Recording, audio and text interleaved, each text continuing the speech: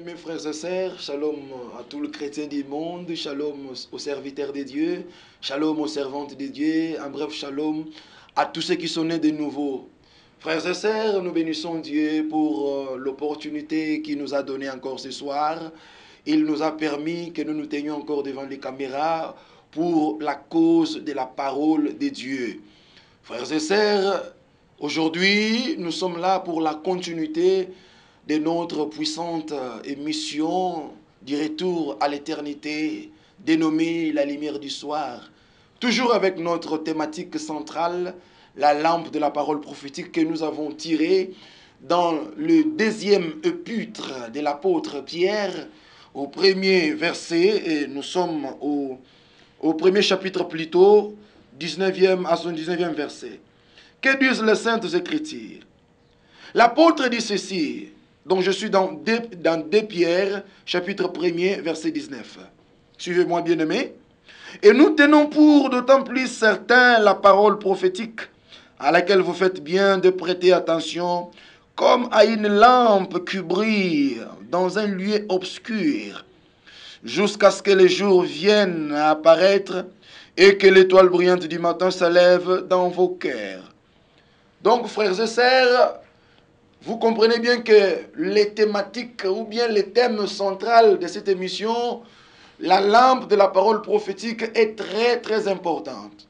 Surtout que nous sommes au temps de la fin, comme je l'ai toujours dit, dans la plupart de mes enseignements, chez nous à Bethléem, je vous rappelle que je suis serviteur de Dieu, prédicateur de la parole, servant au pied de l'homme de Dieu, Gédéon Kalambaï, à Bethléem. Chez nous, quand je prêche, j'ai toujours dit au peuple de Dieu, je les ai toujours rappelés, que nous sommes au temps de la fin, nous sommes au soir de l'histoire de l'humanité, que nous traversons les moments les plus difficiles sur la terre, et que ce sont des moments très terribles, et tout enfant de Dieu doit être averti. C'est pour cela que Dieu a mis dans nos cœurs, il a voulu que nous puissions vous présenter cette grande et puissante émission, dénommée la lumière du soir, pour que nous puissions partager la parole de Dieu avec vous. En tout cas, frères et sœurs, comme nous l'avions promis sur les réseaux sociaux, nous avons dit ceci, que ce samedi, nous avons un thème, donc un sous-thème, où nous allons parler sur les signes du temps de la fin. La fois passée, nous avons expliqué beaucoup de mystères de Dieu. Mais aujourd'hui, par la grâce de Dieu, par amour du Seigneur et avec l'aide du Saint-Esprit, nous allons partager avec vous sur les signes du temps de la fin. J'aimerais d'abord qu'on retourne à la genèse de l'histoire de l'humanité. Donc nous ouvrons tous nos Bibles. Chers amis téléspectateurs, prenez vos Bibles, ouvrez-les avec moi. Je suis dans Genèse chapitre 1er, verset 26. Voilà. Que disent les Saintes Écritures? Puis Dieu dit, faisons l'homme à notre image, selon notre ressemblance, et qu'il domine, numéro 1, sur le poisson de la mer. Donc, Dieu, en premier lieu, il donne à l'homme la domination maritime. Parce que les poissons vivent dans l'eau, ils sont aquatiques. Alors, Dieu dit qu'il domine sur les poissons de la mer. Donc, que l'homme domine d'abord. Donc, il donne à l'homme l'espace maritime pour dominer. Donc, pour exercer sa domination. Il dit, sur les oiseaux du ciel, sur le bétail, sur toute la terre et sur tous les reptiles qui rampent sur la terre. Dieu a donné à l'homme les eaux, les airs et l'espace terrestre, afin que l'homme règne, afin que l'homme domine. Donc toute la création, toute la nature se soumettait à l'homme. Parce que quand la nature regardait Adam, la nature voyait Dieu dans Adam. Toute la nature se soumettait parce que l'homme était comme gérant, il était comme intendant, il était comme administrateur dans l'entreprise de Dieu. Les eaux, les mers, les montagnes, le brousse, les animaux, toute la création se soumettait à l'homme. C'est ainsi, c'est lui qui passa à la nomenclature de tout ce que nous avons aujourd'hui. Mais pourquoi nous voyons des choses terribles s'opérer? Nous voyons des choses bizarres qui arrivent. Nous voyons les volcans, nous voyons les séismes, nous voyons les tsunamis, les tremblements de terre, nous voyons les forêts qui prennent feu, qui s'enflamment. Nous voyons que la nature que Dieu avait placée sous le pied de l'homme, donc qui se soumettait à l'homme, cette nature s'est rébellée à l'homme. Maintenant, je me suis posé mille et mille questions. Pourquoi la nature qui respectait l'homme, qui se soumettait à l'homme, pourquoi elle s'est rébellée? Bien-aimés frères et sœurs, la réponse est claire et limpide. C'est parce que l'homme aussi s'est rébellé à Dieu. Est-ce que nous pouvons acclamer le Seigneur là où nous sommes? Vous vous posez des questions aujourd'hui. Pourquoi les tsunamis? Pourquoi les inondations qui pullulent l'espace européen? Pourquoi les éruptions volcaniques? Pourquoi le réchauffement climatique? Pourquoi toutes ces choses? Alors que Dieu avait créé l'homme pour que l'homme maîtrise toutes ces choses. Cet homme qui se déplaçait par la vitesse de la pensée, il pouvait maîtriser tout ce que Dieu avait créé. Il avait une puissance au-dessus de tout ce qui existe. Mais aujourd'hui, la nature se tourne contre l'homme. Pourquoi? Parce que l'homme lui-même s'est rébellé à Dieu. La même nature qui nous enseigne, la même nature peut aussi frapper. Aujourd'hui, nous voyons les inondations, les tremblements de terre. Pourquoi? C'est parce que l'homme qui pouvait dompter sur ces choses, l'homme a perdu son pouvoir. Depuis Éden, bien sûr. C'est ainsi. La nature ne supporte pas, ou bien ce que Dieu a créé, la création elle-même ne supporte pas de voir tout ce qui est en train de se faire aujourd'hui. C'est ainsi la nature commence à faire le mal. Maintenant, vous pouvez vous poser une question pour voir, quand Daniel fut jeté au fosse aux lions, pourquoi les lions ne pouvaient pas les broyer? La plupart des bien-aimés serviteurs prédicateurs disent, parce que Daniel était de la tribu de Juda, et dans la tribu de Juda, il y a un véritable lion. Oui, c'est bien. Mais encore, parce que Daniel était l'homme à l'image du commencement. Et Daniel est cité parmi les 3 hommes qui pouvaient sauver une ville. C'était Daniel, c'était Noé, et aussi, comment il s'appelle encore? Il y avait Daniel, il y avait Noé, et il y avait Job. Voilà. Ils étaient au nombre de 3. Il était dit que si dans une ville, il y a Daniel, il y a Noé, et il y a Job, ces 3 hommes peuvent sauver cette ville-là. Pourquoi? Daniel s'était distingué en Babylone. Quand tout le monde menait une mauvaise vie, lui, il craignait son Dieu. Lot, à son temps, non pas Lot, Noé à son temps, il était mis à part, il s'était distingué de sa génération. Job resta devant Dieu, quand bien même qu'il était attaqué par la souffrance. C'est pourquoi ces 3 hommes sont cités là. Et c'est ainsi Daniel, les lions ne pouvaient pas les broyer, ou bien ne pouvaient pas les dévorer, parce que les lions voyaient la dame du commencement dans Daniel. Donc cette férocité-là des animaux envers l'homme, cette agressivité-là, c'est à cause du péché. Comme disait mon père Gédéon Kalambaye, l'esprit de l'homme devient trop faible, surtout quand cet esprit-là est dans le péché. Frères et sœurs, si vous êtes dans le péché, je vous dis, vous êtes dans une faiblesse inexplicable. Même un petit esprit des eaux, un petit Mami Wata qui a quelques mois, il vient et vous combat. Là, ce sont les paroles de mon père. Quand l'homme tombe dans le mal, dans le péché, la nature qui se soumettait à lui, la nature devient son ennemi. Regarde les eaux aujourd'hui en Europe. Pourquoi seulement à l'espace européen aujourd'hui les inondations? Pas seulement en Europe, même en Amérique. Je vais vous balancer les images parce qu'aujourd'hui, c'est une émission spéciale. Nous allons projeter les images. Je vais vous projeter les images. Pourquoi aujourd'hui Vous voyez, en Europe, du côté de l'Est des États-Unis, donc New York, Maryland, du côté Floride, donc, les côtes Est des États-Unis, pourquoi il y a des inondations? Pourquoi tout ça? Pourquoi les forêts s'enflamment? Parce que la nature ne supporte pas ce que l'homme est en train de faire. C'est pourquoi la nature s'est fâchée. Et nous étant réveillés par Dieu, révélés par Dieu, nous venons avec la lumière pour vous éclairer. Parce qu'il y a beaucoup de questions. Les gens se posent des questions. Pourquoi ça? Pourquoi ça? Pourquoi ça? Oui, la réponse est claire. La nature s'oppose à l'homme parce que l'homme a inversé l'ordre établi par Dieu. Et tous les tableaux sont devenus rouges.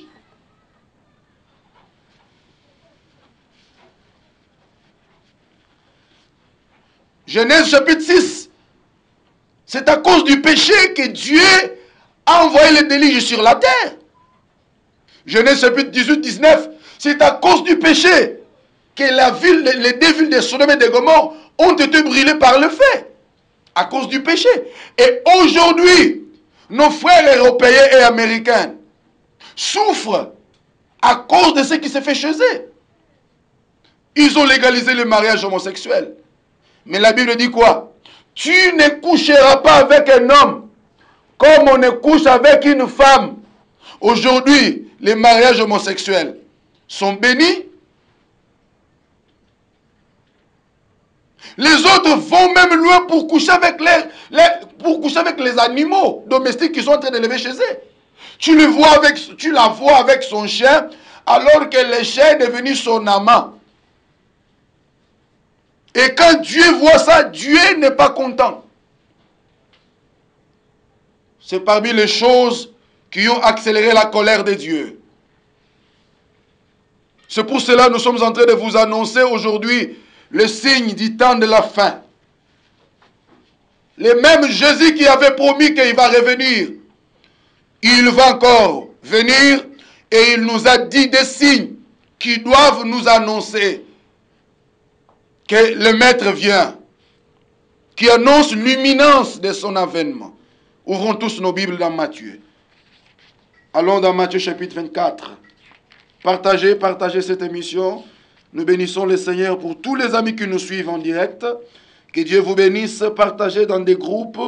Invitez les amis à partager cette émission parce qu'ils seront richement bénis ce soir. Nous sommes dans Matthieu chapitre 24. Nous allons interpréter minutieusement, dans les moindres détails, ces chapitres ici. Matthieu chapitre 24. Premier verset. Comme Jésus s'en allait aux sorties du temple. Donc ici on dit comme Jésus s'en allait aux sorties du temple. Pourquoi la Bible ne dit pas comme Jésus entrait, mais la Bible dit que comme Jésus s'en allait? Ce sont les bégaiements. Nous allons interpréter ces bégaiements-là. Comme Jésus s'en allait aux sorties du temple, ses disciples s'approchèrent pour lui en faire remarquer la construction. Mais Jésus étant prophète, il leur dit, voyez-vous tout cela? Donc, par rapport à la construction. Je vous l'ai dit en vérité. Pourquoi il dit en vérité alors que les prophètes de l'ancienne alliance disaient ainsi parle l'Éternel? Oui, il jure par lui-même. Hein? Il n'a pas besoin de dire ainsi dit l'Éternel. Non, il dit en vérité, parce que l'Éternel est en chair. Parce que il va jurer auprès de qui? Lui-même il est Elohim, dans la chair humaine. C'est pourquoi il dit en vérité, en vérité. Continuons. Il ne restera pas ici pierre sur pierre sans qu'il ne soit renversé. Ici, Jésus voyage dans les âges. Il arrive jusqu'à l'an 70 après Jésus. Lors de la destruction de Jérusalem par le général romain appelé Titus.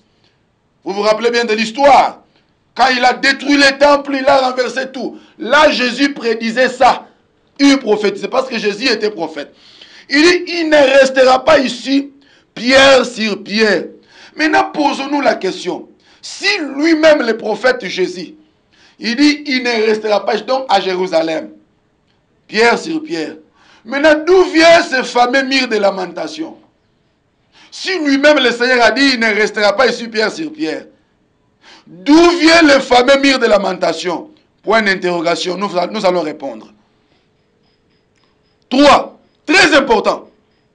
Il s'assit sur la montagne des Oliviers.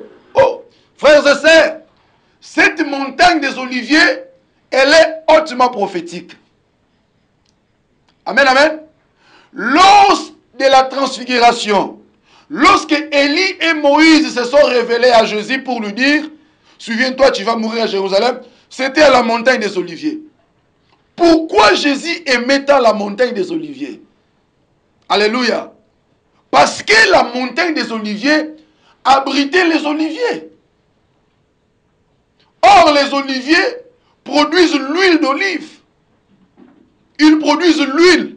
Jésus étant l'olivier, Moïse l'olivier, souvenez-vous, les mystères des deux oliviers, Jésus étant l'olivier, Moïse étant l'olivier, ils doivent tous se rencontrer sur la montagne des oliviers. Acclamons le Seigneur Jésus-Christ. Et c'est sur cette montagne qu'il vient s'asseoir pour révéler les mystères avec ses disciples. Et c'est sur cette même montagne qu'il descendra, qu'il posera ses pieds pour combattre les nations. Maintenant, il vient s'asseoir là, sur la montagne des Oliviers. Et les disciples virent en particulier lui faire cette question. Dis-nous, quand cela arrivera-t-il et quel sera le signe de ton avènement et de la fin du monde? Il s'assoit sur la montagne parce que les événements futurs sont d'abord un lointain. Ils sont sur une autre montagne. Donc, pour voir, pour lire les événements futurs, il faut monter. C'est pourquoi la Bible dit, Jérusalem, sur toi, sur tes murs, j'ai placé des sentinelles, j'ai placé des prophètes, ils veillent. Toute la nuit, il y a toujours les prophètes, il y a toujours des sentinelles plutôt. Pourquoi ils veillent sur le mur de Jérusalem?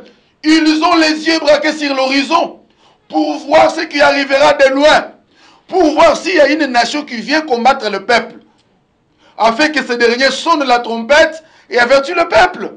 C'est pourquoi Ézéchiel chapitre 33 dit, Fils de l'homme, je t'ai établi comme prophète, comme sentinelle sur mon peuple. Quand tu vois le mal venir, sonne la trompette et avertis mon peuple. Donc Jésus étant prophète, il doit monter sur la montagne pour voir ce qui arrive. Alors quand il s'assoit avec ses disciples, l'œil prophétique s'ouvre. Maintenant Jésus commence à voir. Il commence à nous dire les signes. Parce que les disciples lui ont dit, dis-nous,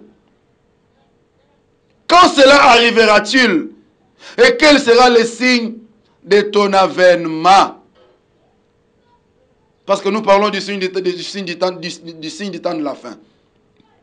Jésus leur répondit, prenez garde que personne ne vous séduise. Premier signe, les signes de la séduction. Frères et sœurs, ce signe est très très important. Et nous devons tous comprendre ce signe. Christ parle d'abord de la séduction. Il dit, prenez garde que personne ne vous séduise. Parce qu'il voit dans ces tableaux prophétiques qu'il y aura beaucoup de gens qui viendront pour séduire. Il dit, car plusieurs viendront sous mon nom, disant c'est moi qui suis le Christ. Et ils séduiront beaucoup de gens. La Christ nous parle déjà. Plusieurs viendront sous mon nom, disant c'est moi qui suis le Christ. Et ils vont séduire beaucoup de gens.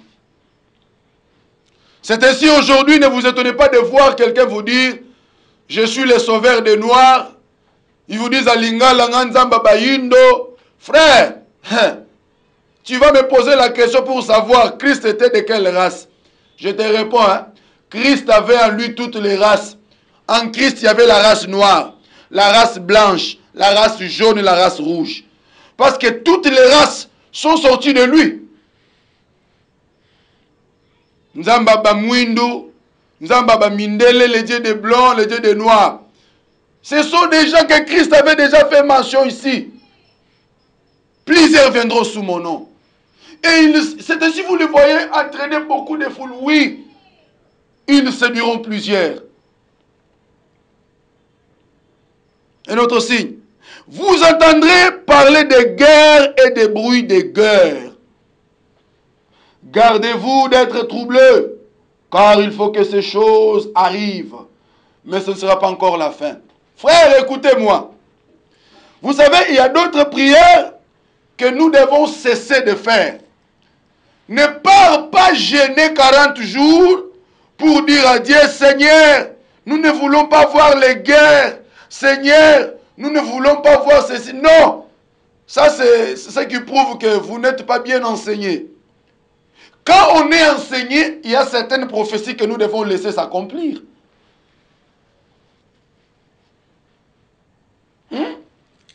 Vous entendrez parler de guerre et de bruit de guerre. C'est ainsi aujourd'hui nous voyons du côté Proche-Orient toujours des tensions. Plus de même 5 décennies. Ceci, cela. Ils ont lancé des missiles. Oui. Ne va pas prier, Seigneur, garde Israël, épargne Israël aux guerres. Non. Dès le premier jour de l'indépendance, le 14 mai 1948, le lendemain de l'indépendance, il y a eu la première guerre. La guerre la guerre israélo-arabe. Ou encore la guerre de l'indépendance. Donc, quand Israël est encore un petit, trop jeune, les guerres ont commencé. C'est pour accomplir les chrétiens. Vous entendrez parler de guerre et de bruits de guerre. Quand il dit gardez-vous, qu'est-ce que le Seigneur dit? Il dit gardez-vous d'être troublés. Donc ne vous troublez pas. N'ayez pas de palpitations. Parce que ce sont des choses qui doivent arriver. Il dit, car il faut que ces choses arrivent. Mais ce ne sera pas encore la fin. Qu'est-ce qu'il dit? Une nation se lèvera contre une nation.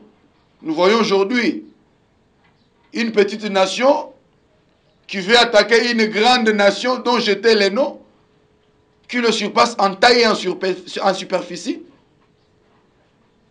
Vous allez voir la Chine qui concurrencie les États-Unis sur le plan économique. Vous allez voir une autre nation qui se lève contre une autre nation. Mais en dépit de tout ça, une nation se lève contre nation. C'est une prophétie qui cache le mystère de Christ.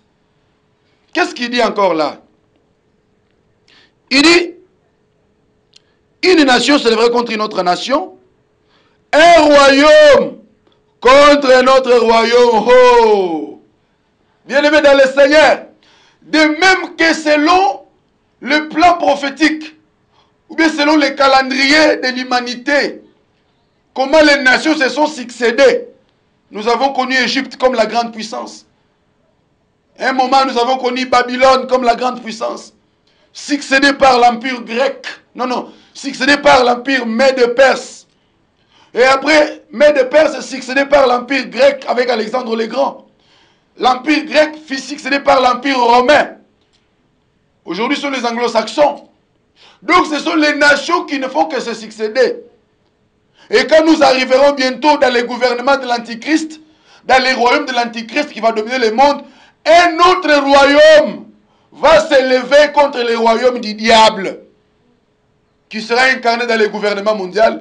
Ça sera bel et bien le royaume de Christ. Parce qu'il est écrit, j'ai vu une pierre qui descendait de la montagne, sans le secours d'aucune main. Et cette pierre est venue frapper les pieds de la statue. Parce que nous sommes déjà à l'âge du pied. Hein, à l'âge du royaume du pied. Maintenant, cette pierre vient frapper les pieds. Les ortels d'argile de fer furent frappés. Et cette pierre elle-même est devenue une grande nation, un grand royaume qui a rempli toute la terre. Là aussi, c'est aussi la prophétie de Jésus-Christ. le royaume de Christ, qui va succéder au royaume du diable sur cette terre. Et ce royaume-là ne sera pas remplacé par un autre royaume. Aujourd'hui, nous voyons l'Empire américain manifester certaines faiblesses. Vous avez vu, ils se sont retirés dans les territoires afghans. Après des décennies de guerre, aujourd'hui, les talibans ont pris le pouvoir en Afghanistan. Les États-Unis se sont retirés. Ce sont déjà les crevasses de fissures, des faiblesses que l'Empire américain est en train de nous présenter. Que peut-être bientôt il sera succédé. Mais le royaume de Christ n'aura pas de fin. Ce royaume va conquérir le monde entier pour que lui-même ne soit pas succédé par un autre royaume. C'est ainsi, quand Christ dit des choses, il y a beaucoup de prophéties que nous devons comprendre. Il dit, une nation s'élèvera contre une nation, un royaume contre un autre royaume. Il y aura en divers lieux, oh là là, des famines, des tremblements de terre, des famines, des tremblements de terre. Tout cela, alléluia, que le Seigneur nous bénisse, tout cela ne sera que le commencement de douleur, les tremblements de terre, les éruptions volcaniques, les tsunamis, tout ce qui est en train de se faire.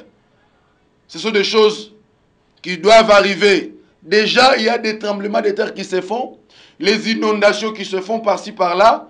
C'est ainsi, en collaboration avec notre directeur des programmes, nous vous proposons de suivre la terre.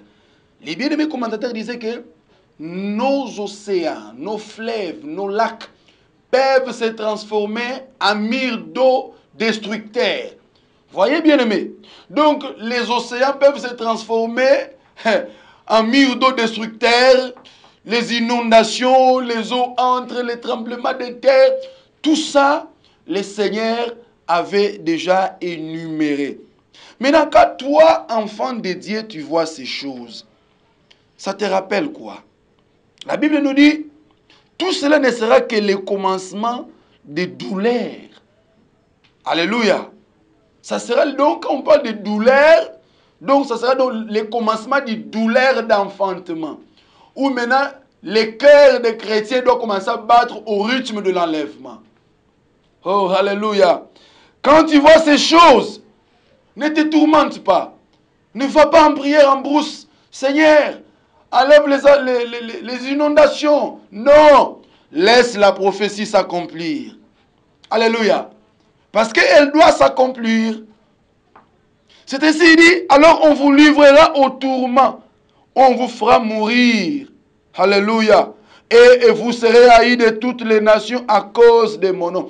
Aujourd'hui, les born again, ou bien les nés de nouveau, sont haïs partout. On nous taxe que nous sommes des radicalistes. Pourquoi? Parce que nous ne voulons pas nous mettre dans les mêmes wagons avec eux. Parce que nous ne voulons pas accepter toutes ces histoires-là qui sont légalisées.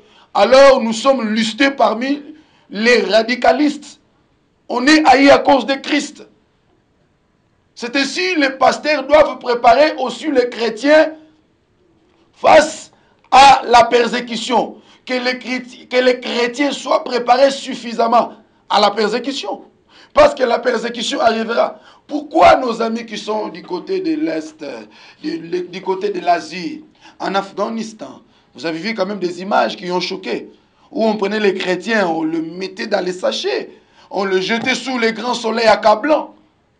Tout ça, c'est quoi? C'est la persécution.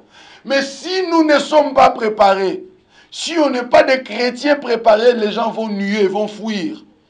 Alors, tu dois être préparé, toi qui me suis, préparé pour la persécution, parce que la persécution, elle est différente de la grande tribulation.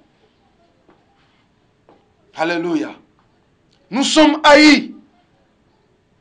Aujourd'hui, à cause de Christ, comme chez les anglophones, on nous appelle We are the born again. Nous sommes les nés de nouveau. Ah, les born again, ils sont trop radicalistes. Ils envoient les gens en enfer. Et non, on n'envoie pas les gens en enfer, mais on prêche la grâce de Dieu. et on montre aux gens les conséquences des refus d'accepter Jésus. Il y a les conséquences terribles qui sont liées à tous ceux qui ne croiront pas. Parce que Jean est clair que celui qui ne croira pas sera déjà jugé condamné. Mais celui qui croit, il sera sauvé. Et il a la vie éternelle. On vous haïra à cause de moi. C'est ce que nous voyons.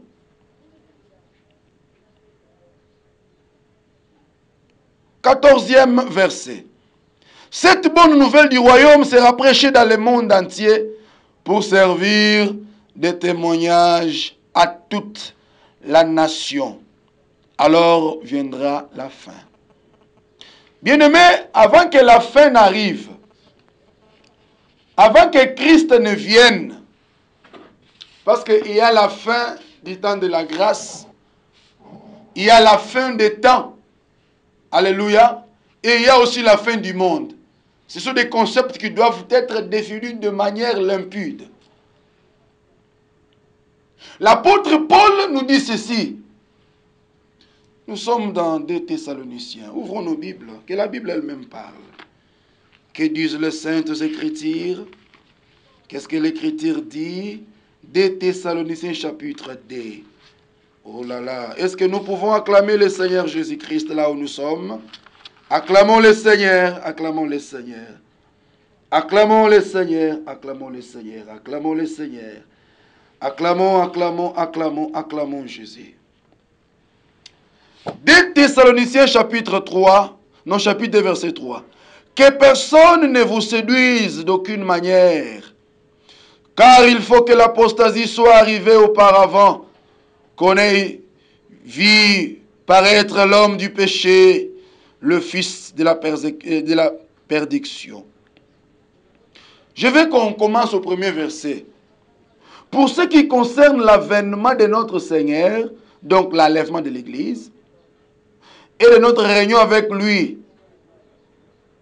nous vous prions, frères, de ne pas vous laisser facilement ébranler plutôt, dans votre bon sens, et de ne pas vous laisser troubler, soit par quelques lettres, quelques inspirations, soit quelques paroles, ou par quelques lettres qu'on dirait venir de nous, comme si le jour du Seigneur était déjà là.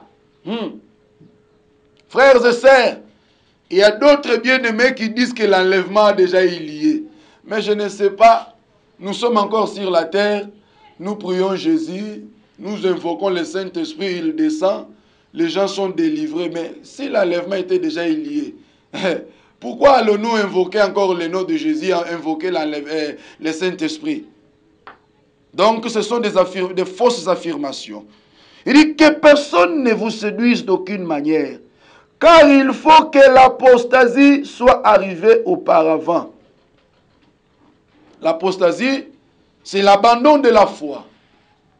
Vous voyez les gens qui abandonnent la foi, qui abandonnent la sainte doctrine, ce sont des signes qui doivent manifester. Non, les signes qui doivent se manifester avant l'avènement de notre Seigneur. Parce que le fils de la perdition lui-même, ou bien l'antichrist, il ne peut pas se révéler aussi longtemps que l'Église est encore sur la terre. C'est ainsi au 7e verset, l'apôtre dit ceci. Car le mystère de l'iniquité agit déjà. Il faut seulement que celui qui le retient encore ait disparu.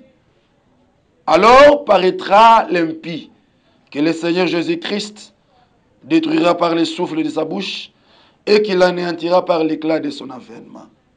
Vous comprenez? Le mystère de l'iniquité agit. Il agit officieusement. Amen, amen. Mais de manière officielle, il n'a pas encore commencé. Pourquoi il n'a pas encore commencé? Il attend que celui qui le retient puisse partir. Qui le retient?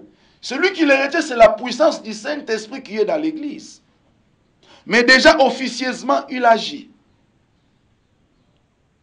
Et le mystère de l'iniquité connaîtra son essor dans cette dimension. Alléluia. dans la je vais te citer quelques points. Un, dans la démocratie. Vous savez, quand la démocratie arrive, elle arrive avec beaucoup de choses terribles. La locomotive, la démocratie est une locomotive de beaucoup d'inventions et de beaucoup de choses. Donc, par la démocratie, numéro 1, l'apostasie, la montante de la femme en puissance, par l'écuménisme, alléluia, par l'écuménisme, par le rejet de la parole, voyez, et la manifestation de l'impie lui-même, et par l'apostasie. Donc ce sont les 7 points qui feront que ce mystère connaisse son essor. La haine-tique, nous voyons toutes ces choses se faire. Dans l'écuménisme, dans la montante de la femme en puissance. Aujourd'hui, elle est en train de monter. L'autorité qui était à l'homme lui a été retirée et donnée à la femme. Selon l'élite satanique mondiale, ils se sont dit que l'âge chrétien commence depuis, ou bien l'ère chrétienne commence depuis la croix jusqu'à la fin du 19e siècle. Donc déjà à partir du 21e siècle, donc à partir du début de l'an 2001, 2001, jusqu'à aujourd'hui, et ils considèrent que les chrétiens devaient déjà partir, parce que nous sommes déjà à l'âge du Verseau, où ils attendent leur maître. Alléluia. C'est ainsi, actuellement, ils sont en train de prôner l'humanisme. Donc comment l'homme peut compter sur lui-même? Comment l'homme peut compter sur ses capacités, sur son savoir? Tout ça, ce n'est pas sur l'homme que tu es, mais ils sont en train de préparer le sirop-homme. C'est pourquoi Apocalypse dit, son nombre est 6, 6, 6. Or, 6 étant le chiffre d'homme, cet homme surhomme, il sera 3 fois homme. C'est ainsi on l'appelle surhomme. Alléluia. C'est pourquoi toutes ces choses sont en préparatif. Et l'église de Dieu doit être enseignée sur ça. C'est pourquoi la lumière du soir est là pour vous éclairer et vous annoncer ce qui va arriver dans la suite des temps. Comme Jacob réunissant ses enfants, il leur dira, je vais vous dire des choses qui vont s'accomplir. C'est pourquoi nous sommes là, pour vous enseigner, pour vous révéler ces grands mystères de Dieu. Alléluia. C'est surhomme qui dirigera le gouvernement mondial. Alors, nous voulons juste vous expliquer que si quelqu'un vous dit que le Christ était déjà venu, je ne sais pas s'il a son propre monde, gloire au Seigneur. Mais quant aux chrétiens, quant à nous, enfants de Dieu, comprenez qu'il faut d'abord que ces choses viennent d'abord. Alors, peuple de Dieu, comprenez ces choses. Ce sont les signes qui annoncent que le Seigneur est en train de venir. La Bible dit dans Matthieu, chapitre 24, que heureux ces serviteurs qui donnent la nourriture du temps convenable. Ce n'est pas un problème de révéler le mystère. Nous en révélons des mystères terribles d'ailleurs. Mais encore faudra-t-il que ce mystère-là soit la nourriture des temps. C'est pourquoi dans le tabernacle, dans la deuxième partie, dans les lieux saints, sur la table de pain de proposition, il y avait la lampe du chandelier. Vous savez, pour vous appeler souvent chandelier, vous savez pourquoi ce chandelier devait éclairer le pain? C'était pour éviter la confusion. Parce que les 12 pains représentaient les 12 tribus. Afin qu'on voie que si on est de la tribu de Juda, qu'on vienne prendre que les pains destinés à la tribu de Juda. Si le chandelier ne nous éclaire pas, il y aura la confusion. On risquerait de prendre le pain de Judas, le donner à Dan ou soit à Zer. C'est pourquoi vous avez besoin du chandelier. Que le chandelier éclaire vos ministères pour que vous compreniez quel type de message donner. N'allez pas passer le temps. Nous allons faire le séminaire de délivrance des jambes, délivrance des foufous, délivrance des mariages. Non, frère. Donnons la nourriture du temps convenable. C'est pourquoi la lumière du soir est venue, pour vous éclairer. Quand l'enlèvement aura lieu, d'abord, les morts en Christ ressusciteront. Parce qu'ils ont déjà subi la transformation par la mort. Quant aux vivants, selon les Écritures, la Bible dit, nous ne mourrons pas nous tous. Dans 1 Corinthiens chapitre 15, verset 50. Qu'est-ce que la Bible dit là-bas? Lisons ça.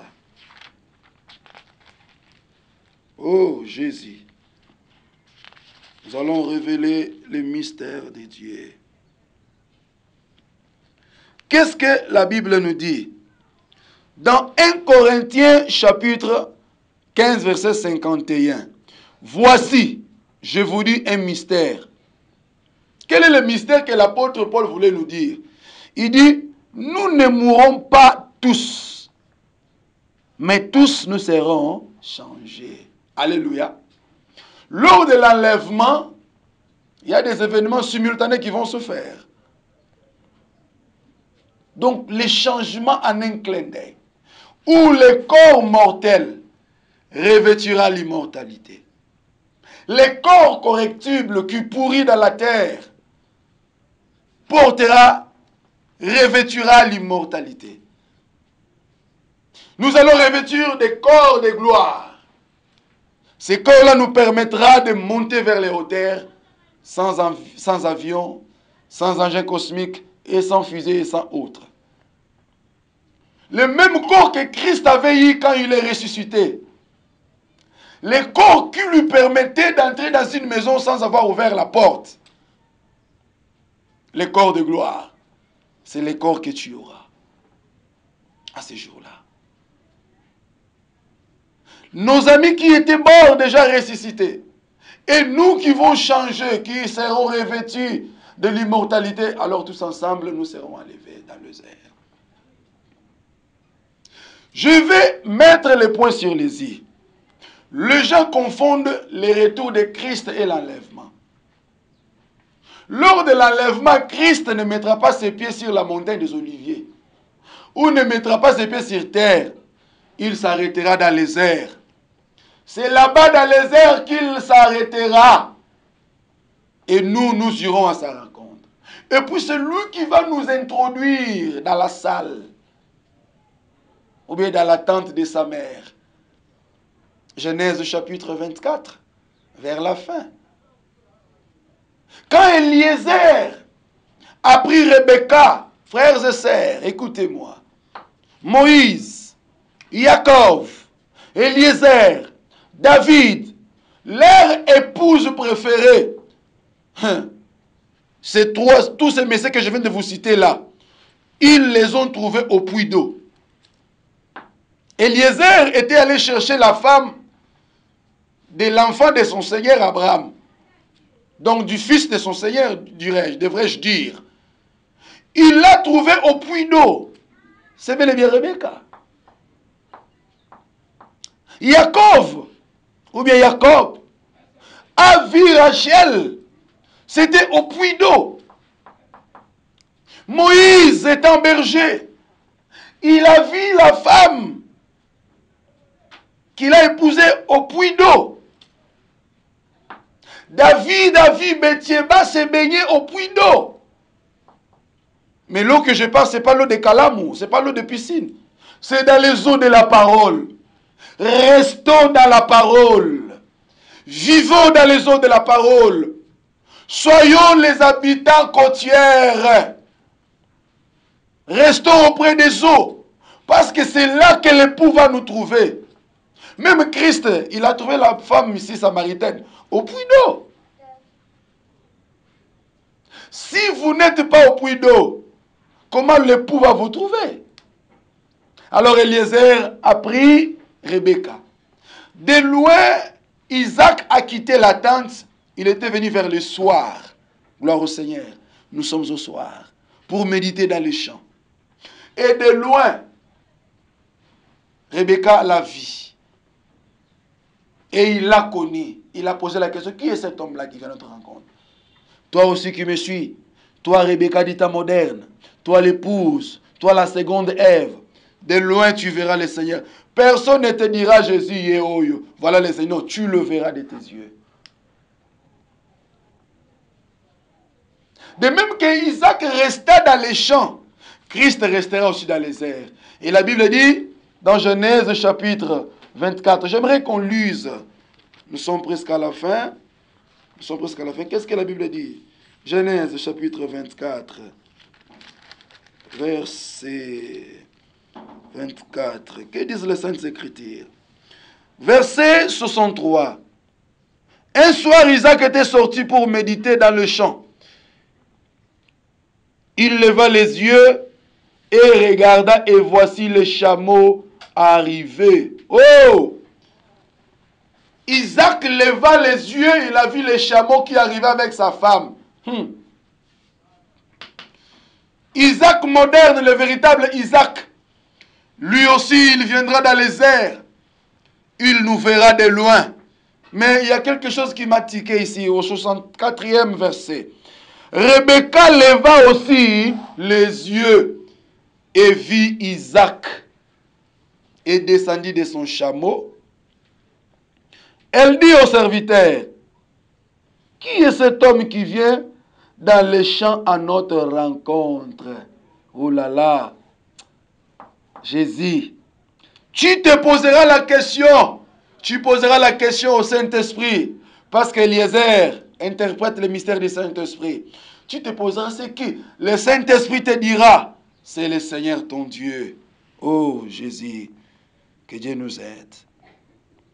Il dit, c'est mon Seigneur. Alors, elle prit son voile et se couvrit. Oh, le mystère du voile. Frère, la Bible dit, Isaac conduit Rebecca, au 67e verset. Isaac conduisit Rebecca dans la tente de Sarah, sa mère. Il prit Rebecca qui devint sa femme, il l'aima ainsi. Alléluia. Le Isaac moderne, Jésus, te prendra, me prendra, nous prendra et nous amènera dans la tente de sa mère. Mais qui est la mère de Jésus? Pour qu'elle ait une tente. La mère d'Adam, c'était la terre. Parce que Adam était tiré de la terre. La mère de Jésus, comme Jésus est le céleste, sa mère c'est le ciel. Il a été tiré du ciel. Parce que Jésus, il est le fils qui est donné. Adam est l'enfant qui est né. Comprenez comme ça. Alors Jésus nous conduira dans la tente de sa mère. Et nous vivrons avec lui. C'est seulement ceux qui le craignent, ceux qui marchent dans la sanctification. Tu es en train de me suivre. N'est-ce pas que tu vis dans le péché? N'est-ce pas que tu es dans l'hypocrisie? Tu bois, tu fumes? N'est-ce pas que tu tombes dans l'impudicité, serviteur de Dieu? N'est-ce pas que tu empoisonnes les amis? N'est-ce pas que tu es dans toutes les bêtises? Est-ce que si le Seigneur venait aujourd'hui, tu es vraiment sincère dans ton cœur là que tu seras enlevé? N'est-ce pas que tu parles beaucoup? Alors que la Bible dit que la bouche qui parle beaucoup ne manque pas de péché. Tu parles beaucoup. Est-ce que si le Seigneur venait aujourd'hui, est-ce que tu seras enlevé? Hier, pas tellement, hier vendredi, tu étais où? Je ne suis pas là pour vous condamner, pour vous rappeler vos péchés, parce que Christ lui-même n'a pas rappelé les péchés. Ce n'est que Moïse qui rappelle les péchés par le sang des taureaux. Parce que l'Écriture dit dans Hébreu, il y avait souvenir de péché chaque année. Mais le sang de Christ nous purifie de tout péché. Je ne vais pas vous rappeler. Mais je suis venu juste interpeller votre conscience. Le Seigneur revient bientôt. Lavons nos robes dans le sang de Christ. Quand tout tes vêtements soient blancs et que l'huile ne manque pas sur ta tête. Si Christ ne vient pas, tu peux te dire non, je vais me convertir, je vais me convertir. Et si la mort te surprenait? Comme un jour je suivais Renard Bonquet qui donnait et qui expliquait une histoire en disant qu'il a rencontré un homme, un jeune homme. Il disait, jeune homme, donne ta vie au Seigneur. Le jeune homme disait, je suis encore jeune, je dois me réjouir, je dois aller chez mes amis, je dois boire, je dois fumer le bombeux, je dois me droguer, je dois faire tout. Quand j'aurai 80 ans, je donnerai ma vie au Seigneur. Et le lendemain, le jeune homme est mort. Bien-aimé, la mort existe. Si tu meurs aujourd'hui, où passeras-tu ton éternité? Dieu a créé chaque chose pour un but. Et le même Dieu a mis la pensée de l'éternité dans les cœurs de l'homme. Dieu. Si tu meurs aujourd'hui, où passeras-tu ton éternité? Ouvrons nos Bibles dans Hébreux. Hébreux chapitre 9, verset 27. Qu'est-ce que la Bible nous dit? Est-ce que nous pouvons acclamer le Seigneur? Lui le maître de la moisson. Lui le Dieu des cieux. Le Dieu de ces circonstances. Hébreux chapitre 9, verset 27. Que disent les saintes Écritures? Voilà. Et comme il est réservé aux hommes de mourir une seule fois, après quoi viennent les jugements. Alléluia. Il est réservé aux hommes de mourir une seule fois. Après quoi viennent les jugements. Alléluia. De même Christ qui s'est offert une seule fois pour porter les péchés de plusieurs, paraîtra sans péché une seconde fois à ceux qui l'attendent pour le salut. Alléluia. Christ ne va pas encore se sacrifier pour le péché en deuxième lieu, non. Si tu meurs aujourd'hui dans le péché, où passeras-tu ton éternité, mon frère? Ma sœur, tu es dans le lesbianisme. Tu es une belle femme, une belle fille. Mais regarde la vie que tu mènes. Aujourd'hui, il y a des amis qui ont fait un peu une balade. Ils se sont baladés avec le micro à l'hôpital. La plupart des jeunes garçons se font opérer, excusez-moi pour le nom, les anus. Pourquoi les opérations anales? C'est parce qu'ils ont transformé les choses. Ils vivent dans l'homosexualité. À cause de l'argent, mon frère, tu te transformes en femme. Que serviras-tu à un homme? Matthieu chapitre 16, verset 26. De gagner le monde entier. Et après quoi perdre son âme? Tu vis avec ton ami homme, tu sais bien. À cause des succès. Mais si tu meurs aujourd'hui, ton argent va rester. Tes beaux habits vont rester. Ta belle voiture là va rester. Ton beau repas. Tu seras là couché dans l'inconscience. Mais la Bible dit dans Apocalypse chapitre 14 verset 13. Lisons ça. Que la Bible elle-même parle. Oh Jésus. Apocalypse chapitre 14 verset 13. Et j'entendis du ciel une voix qui disait, écrit, 2 points. Heureux dès à présent les morts qui meurent dans le Seigneur. Oui, dit l'Esprit, afin qu'ils se reposent de leurs travaux, car leurs œuvres le suivent. Heureux dès à présent. Alléluia. Pourquoi errer dès à présent? Donc, auparavant, il n'était pas erré de mourir. Parce que tu sois bon ou méchant, tous descendaient dans les séjours des morts. Dans la souffrance. Parce que le séjour des morts, c'est une salle d'attente de tous qui iront en enfer. Lisons Apocalypse chapitre 20. Qu'est-ce que la Bible dit? Qu'est-ce que la Bible dit? Apocalypse chapitre 20, verset 11. Puis je vis un grand trône blanc. Celui qui était assis dessus, la terre et le ciel s'enfuient devant sa face. Il ne fit plus trouver de place pour eux. Et je vis les morts, le grand et le petit. Les grands et le petit qui se tenaient devant le trône. Des livres firent ouverts. Et un autre livre fit ouvert, celui que le livre de vie. Les morts furent jugés selon leurs œuvres, après ce qui était écrit dans le livre, dans ce livre. Frères et sœurs, nous les chrétiens, nous ne passerons pas au jugement. Les gens confondent le tribunal de Christ et le grand jugement. Non. Le tribunal de Christ ne se fera pas sur terre, ça sera là-bas pour les récompenses.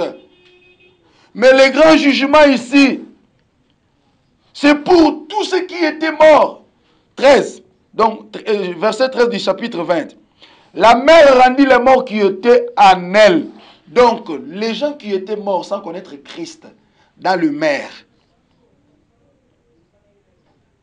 Et la mort et le séjour des morts rendirent les morts qui étaient en eux. Donc, vous comprenez, la mort et le séjour des morts doivent rendre les morts qui sont en eux. Ça s'appelle séjour. C'est un lié invisible, mais réel, existant quelque part, que j'ignore. Mais ça existe. Les séjours des morts. C'est là où tous ceux qui meurent dans le péché, avant Christ, que vous ne connaissiez Christ, ou que vous viviez dans la Torah, donc dans les rites, vous respectez les normes. Quand vous mourrez, vous descendez dans les séjours des morts. Mais après Christ, ce n'est plus là. Quand vous mourrez, vous allez dans les lieux du repos. Selon Luc chapitre 16, à partir du 19e verset, jusqu'au verset 22. Alléluia. Que chacun lave sa robe. Nous sommes au temps de la fin. Mon frère, si tu meurs aujourd'hui dans le péché, c'est fini. Qu'on ne te trompe pas qu'on va amener ton corps dans l'église, comme nos amis de l'autre côté font le purgatoire. On paye une somme d'argent pour faire l'intercession pour toi. Ça ne va rien faire. Si tu meurs dans le péché, c'est fini. C'est déjà parti. Alléluia. Alors, comme tu es encore vivant, convertis-toi, demeure devant Dieu. Que le Seigneur bénisse l'émission de ce soir. Nous sommes arrivés à la fin. Nous bénissons tout le monde. Nous bénissons notre Père spirituel, le prophète Gédon Kalambay. Nous bénissons toute la grande communauté émergente, Bethlehem Church. Nous bénissons tous les serviteurs, toutes les servantes, tous les enfants de Dieu. Je bénis les studios EGG. Que le Seigneur nous bénisse. On se retrouve à la prochaine occasion. Ciao.